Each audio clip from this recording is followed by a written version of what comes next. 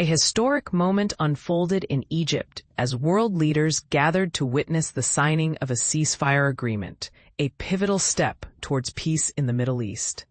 However, the absence of key players, namely Hamas and Israel, left many questions hanging in the air. The summit in Sharm El-Sheikh.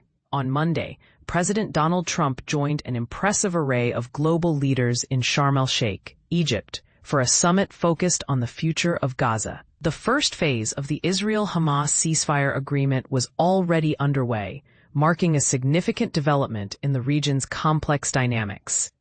Among the attendees were Palestinian Authority President Mahmoud Abbas, French President Emmanuel Macron, and German Chancellor Friedrich Merz, along with representatives from Qatar, Egypt, Jordan, the United Arab Emirates, and Turkey. The group's unity in pursuit of peace was symbolized by a family photo, with a sign reading Peace 2025 as a backdrop.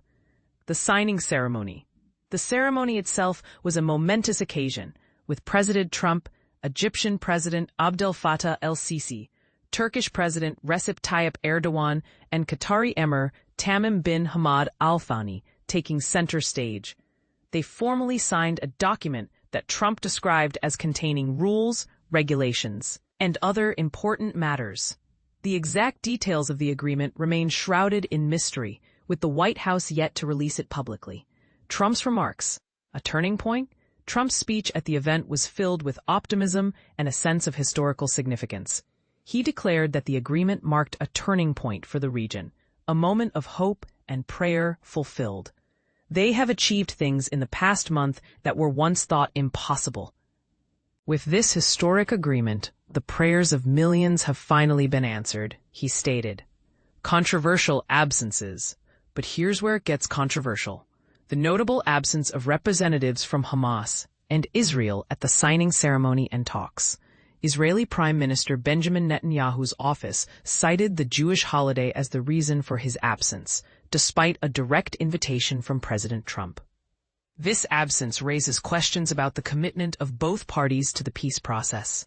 Just hours before the ceremony, Trump and Netanyahu had exchanged praises, with Trump addressing Israel's parliament and hailing Netanyahu as an exceptional wartime leader.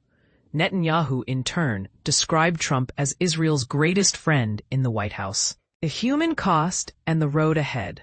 As the ceasefire agreement took effect, Hamas released the remaining 20 living Israeli hostages, and Israel freed Palestinian prisoners. Emotional scenes unfolded in Tel Aviv and Gaza, as families were reunited, a powerful reminder of the human cost of conflict. However, the path to lasting peace is fraught with challenges. Many questions remain about the post-war future of Gaza and the extent of President Trump's personal involvement in shaping it. Will the agreement hold, or is it merely a temporary respite? Phase 2, a new dawn.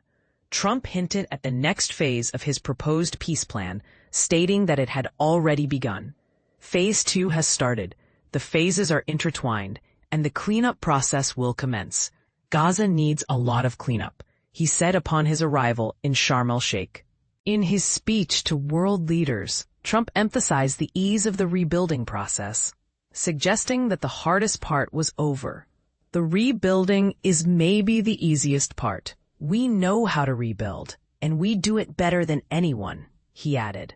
Iran, the next target. Trump's focus then shifted to Iran, urging the country to seize the opportunity and work with his administration on a peace deal. We are ready when you are. It will be the best decision Iran has ever made, he declared during his speech at the Knesset. As he fielded questions alongside Egypt's president, Trump reiterated his belief that Iran would eventually come to the negotiating table. They need help, and we're ready to lift sanctions when they're ready to talk, he said. The summit in Egypt marked a significant moment in the pursuit of peace in the Middle East, but the journey is far from over. The absence of key players and the challenges ahead leave room for skepticism and debate. What do you think? Will this agreement lead to lasting peace, or is it just a temporary truce? Share your thoughts in the comments.